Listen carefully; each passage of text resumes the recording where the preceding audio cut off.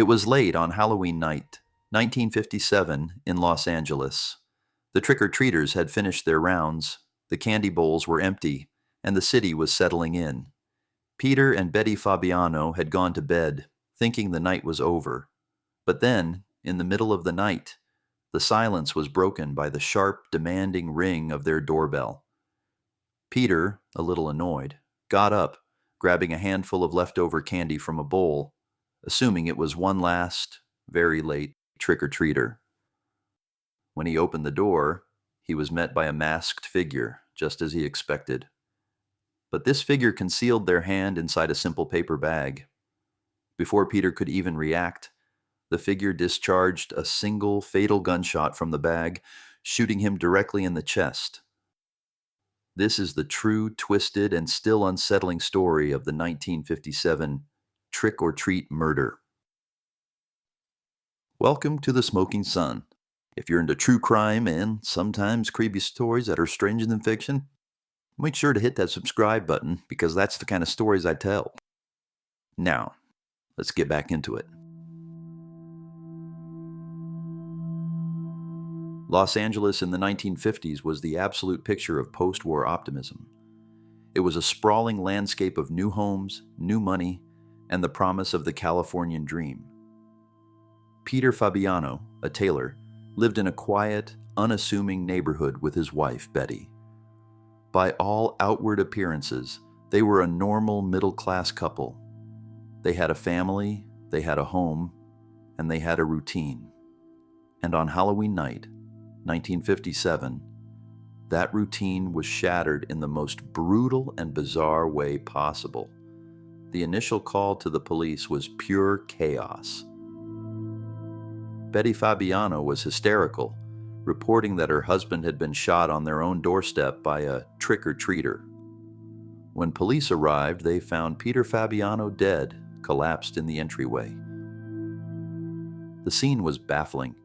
There was no sign of a struggle, no robbery, no forced entry.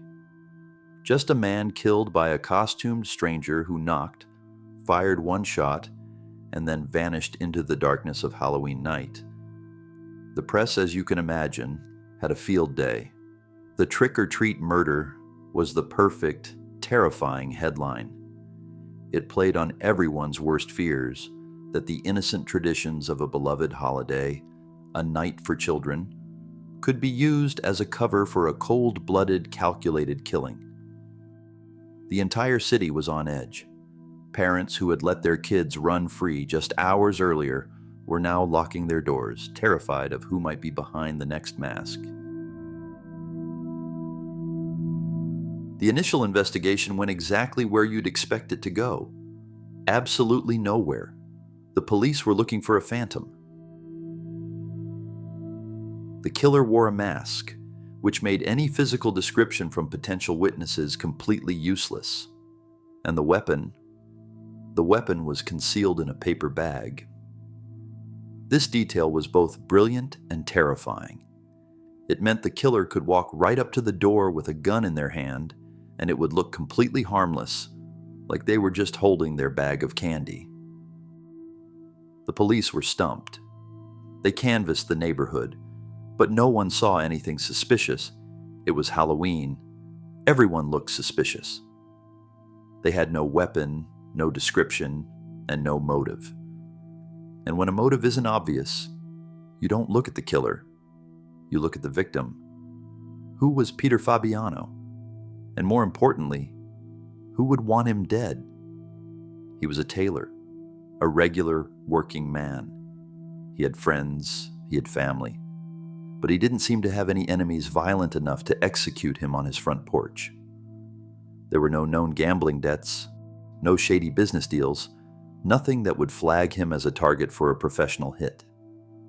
The police were completely stuck, and when the police get stumped, they start looking at the person closest to the victim. They start looking at the spouse. They looked hard at Betty Fabiano, but Betty had what seemed to be a perfect alibi. She was in the house, in bed, when the doorbell rang. She was, by all accounts, a hysterical, grieving widow. But as detectives dug deeper into the Fabiano's life, they started to find cracks in that perfect suburban facade. The marriage was not as happy as it looked from the outside, and then they found the connection. The one secret that would blow the entire case wide open.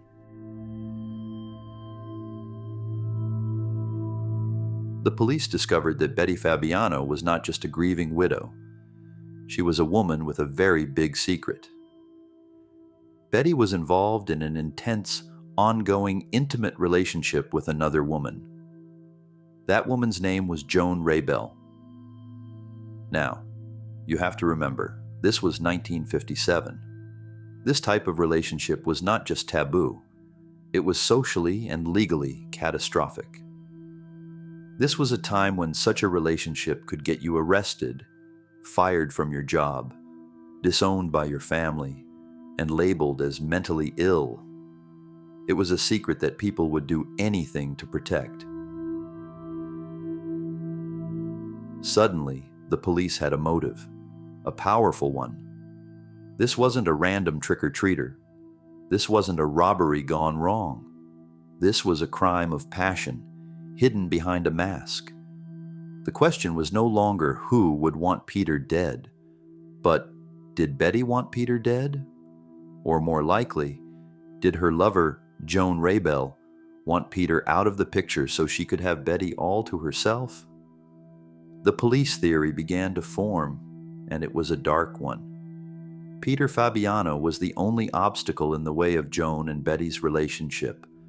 If Peter was gone, they could be together, free from the constraints of his marriage. As detectives zeroed in on Joan Raybell, they started looking at her circle. Joan was intense, she was manipulative, and she was clearly, pathologically obsessed with Betty. But did she pull the trigger? The police didn't think so. It's one thing to want someone gone. It's another to walk up to their door and shoot them. They believed Joan was the mastermind, the one who planned the murder, but not the one who carried it out.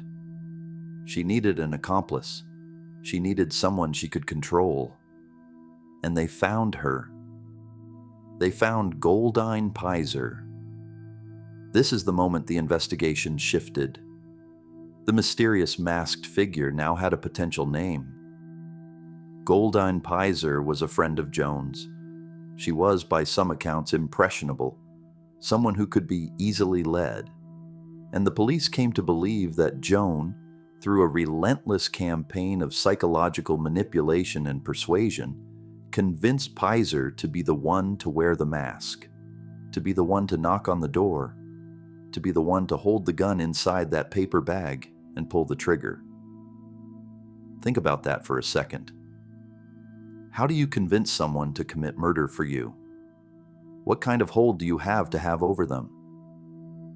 Joan must have been an incredibly powerful and persuasive personality. She likely preyed on Goldine, convincing her that killing Peter was a necessary act, maybe even a righteous one. That Peter was an abuser, or that he was the only thing standing in the way of true happiness. She convinced her to put on a costume, walk up to a stranger's door on Halloween, and execute him in cold blood.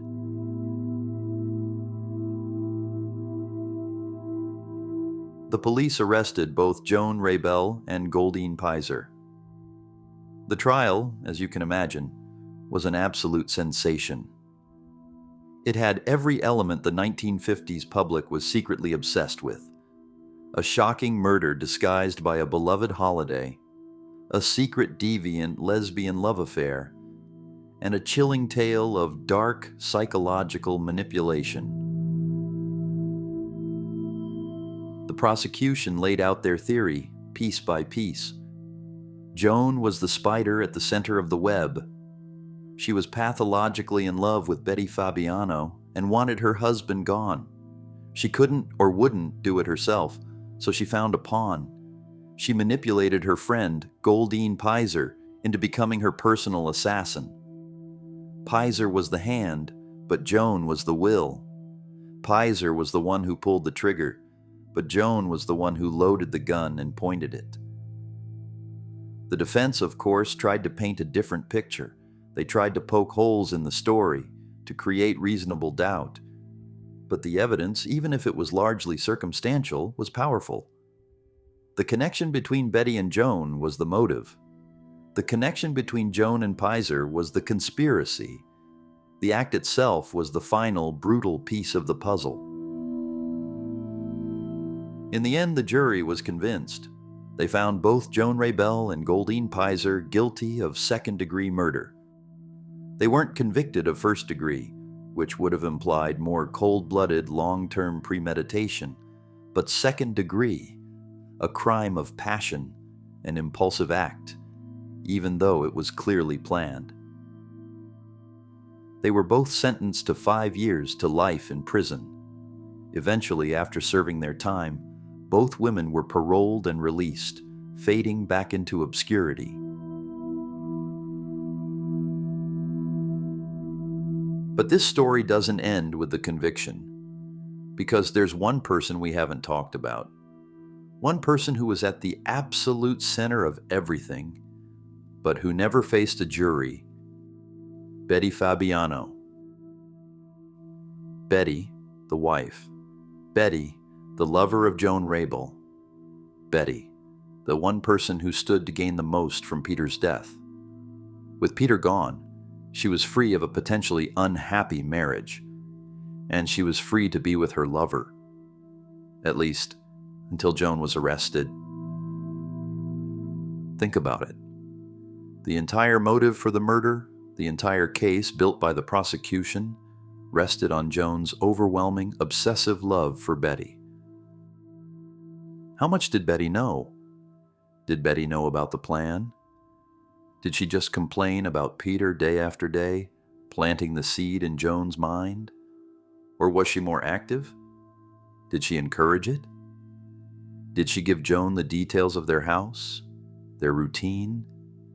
Did she tell Joan that Peter would be the one to answer the door? Did she perhaps unlock the door just in case? The police must have suspected her. The district attorney must have looked at her as a potential conspirator. But Betty was never brought to trial. She was never charged in connection with her husband's tragic and violent death. Was she an innocent victim? A grieving widow who was unknowingly caught in the middle of a deadly, obsessive love triangle? Or was she the real mastermind, a secret third member of the plot who cleverly let her lover and her lover's friend take the fall for a crime she helped plan? We will never know for sure. The files are cold. Joan Raybell and Goldine Pizer served their time, but Betty Fabiano walked away. And that is, perhaps, the most chilling part of the trick-or-treat murder.